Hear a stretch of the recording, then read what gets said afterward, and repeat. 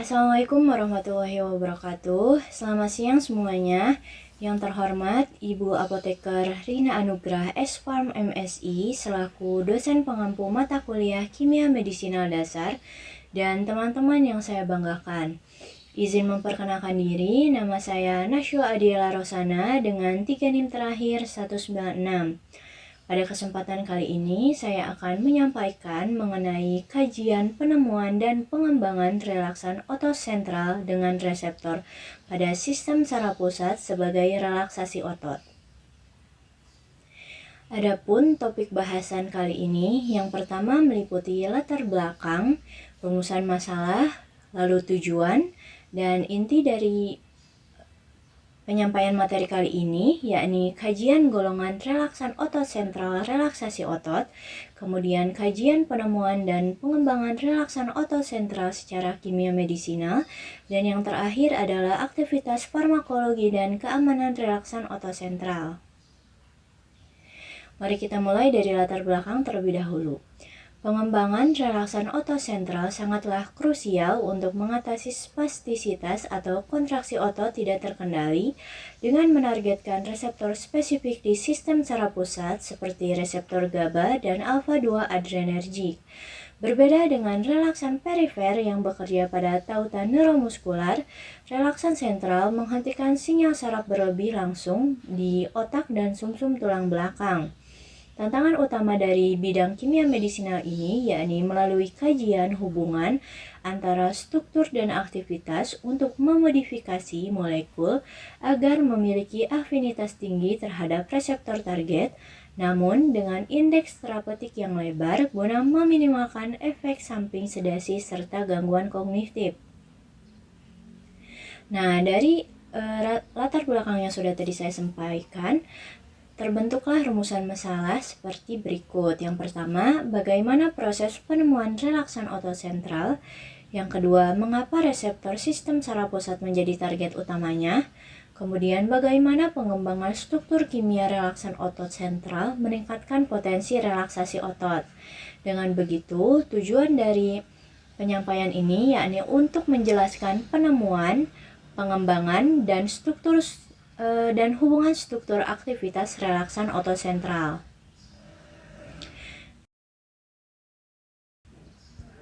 Selanjutnya, kajian golongan relaksan otot sentral sebagai relaksasi otot. Mari kita mulai dari sejarahnya terlebih dahulu.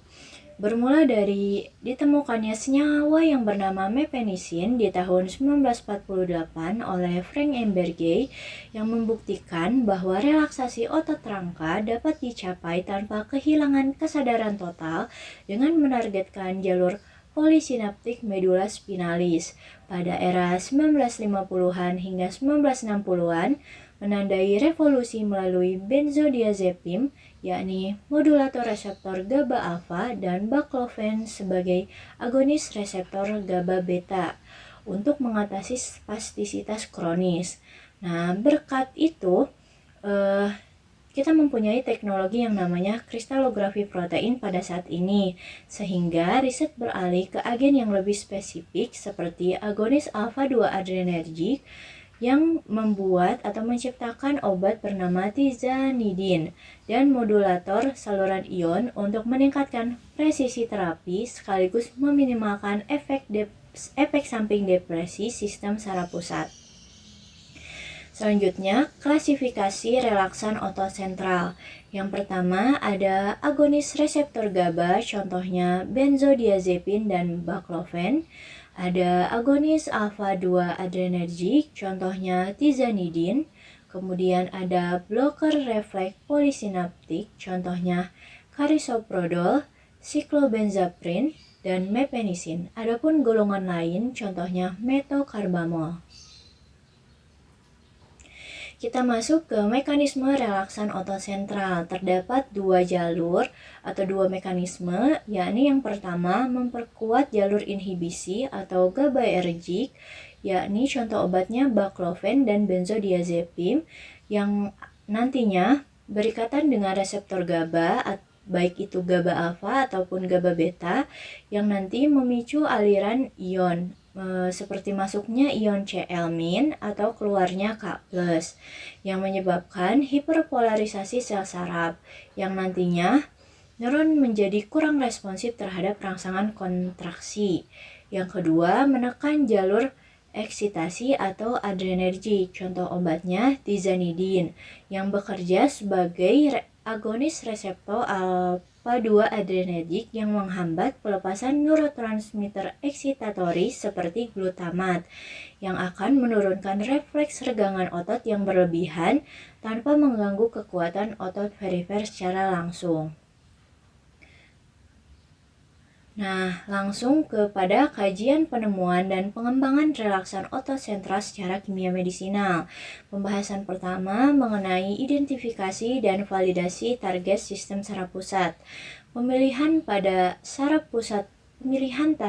pada saraf pusat, yakni pada otak dan sumsum tulang belakang, bertujuan untuk memperbaiki keseimbangan sinyal saraf yang mengatur kekakuan otot secara menyeluruh. Keunggulan utamanya, obat mampu mengurangi kekakuan otot yang menyakitkan tanpa membuat seluruh otot menjadi lemas total, sehingga pasien tetap bisa bergerak secara sadar dengan menyasar langsung pada pusat kendali motorik. Kemudian relaksan otot sentral ini lebih efektif mengobati akar masalah ketegangan otot kronis dibandingkan obat yang hanya bekerja di otot saja. Hal ini tentu memberikan keamanan yang lebih baik sekaligus membantu pasien untuk bisa beraktivitas kembali dengan lebih nyaman. Kemudian, adapun senyawa penuntun yang ditemukan dari relaksan otot sentral ini seperti yang tertera pada layar, yakni struktur mepenisin, di mana bermula pada ilmuwan yang bernama Frank M. Bergey pada tahun 1946. Beliau sedang meneliti bahan pengawet antibakteri, kemudian mengamati fenomena unik pada tikus laboratoriumnya, di mana hewan tersebut mengalami relaksasi otot yang nyata namun tetap dalam keadaan sadar. Nah, setelah diteliti, senyawa ini berasal dari turunan etergliserol yang menjadi sangat penting karena membuktikan bahwa kita bisa mengendurkan otot yang tegang melalui sistem saraf tanpa harus membuat pasien pingsan atau seperti efek bius total. Nah, dari penemuan mepenisin menjadi jalan pertama untuk terciptanya obat-obat relaksan otot modern yang kita gunakan saat ini. Selanjutnya mengenai hubungan struktur dan aktivitas. Nah, efektivitas mepenisin dalam merelaksasi otot berasal dari struktur 3-penoksi 1,2 propanediol yang menekan jalur saraf di medula spinalis. Namun, pada senyawa aslinya memiliki kelemahan yang besar, yakni terdapat pada gugus hidroksil atau OH yang bebas sehingga membuat obat sangat cepat dirombak atau teroksidasi oleh tubuh, yang mengakibatkan efeknya hanya bertahan sebentar. Untuk mengatasi hal tersebut, dilakukan modifikasi struktur dengan mengubah gugus hidroksil menjadi gugus karbamat, sehingga menghasilkan metokarbamol. Nah, perubahan ini terbukti dengan meningkatnya stabilitas molekul terhadap metabolisme hati, kemudian memperpanjang durasi kerja obat, dan meningkatkan kemampuan obat menembus sawar darah otak, sehingga hasil modifikasi ini menciptakan relaksan otot yang lebih kuat, bekerja lebih lama, dan lebih stabil dibandingkan senyawa induknya.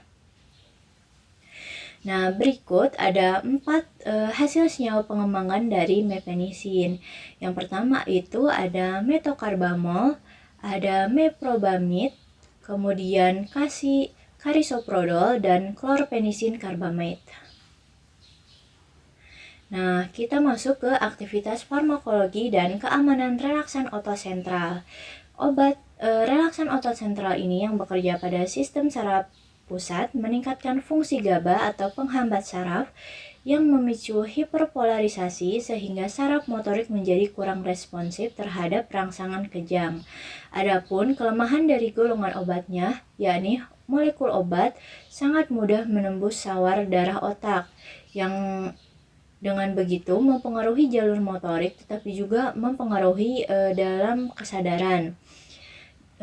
Karena hal ini menyebabkan efek samping umum seperti sedasi berat, pusing, dan gangguan koordinasi. Kemudian meningkatkan risiko ketergantungan terutama pada golongan benzodiazepam atau karbamide. Kemudian meningkatkan bahaya depresi pernapasan yang sangat beresiko jika dosisnya terlalu tinggi atau dicampur dengan alkohol. Nah, dari kajian yang sudah saya paparkan, dapat disimpulkan bahwa relaksan otot sentral merupakan solusi medis untuk mengatasi spastisitas dengan cara menyeimbangkan sinyal di pusat saraf atau di bagian otak dan sumsum tulang belakang, bukan pada ototnya langsung. Nah, sejak penemuan mepenisin pada tahun 1948 oleh Frank M. Berkey, pengembangan obat terus dilakukan melalui modifikasi struktur kimia seperti pada metokarbamol untuk meningkatkan stabilitas dan durasi kerja obat di dalam tubuh. Mekanisme utamanya melibatkan penguatan hambatan saraf melalui sistem GABA dan penekanan rangsangan terlebih melalui jalur alfa-2 adrenergik sehingga dapat merelaksasi otot tanpa kehilangan kendali gerak sepenuhnya. Namun, karena sifat obat ini yang bekerja langsung di pusat saraf, tantangan terbesarnya adalah meminimalkan efek samping seperti rasa kantuk atau sedasi dan risiko ketergantungan agar pasien dapat tetap beraktivitas secara aman. Sekian yang bisa saya sampaikan. Mohon maaf bila masih tetap ada kesalahan baik itu penyampaian ataupun penyebutan. Semoga bermanfaat bagi teman-teman semua dan bagi saya sendiri. Sekian, wassalamualaikum warahmatullahi wabarakatuh.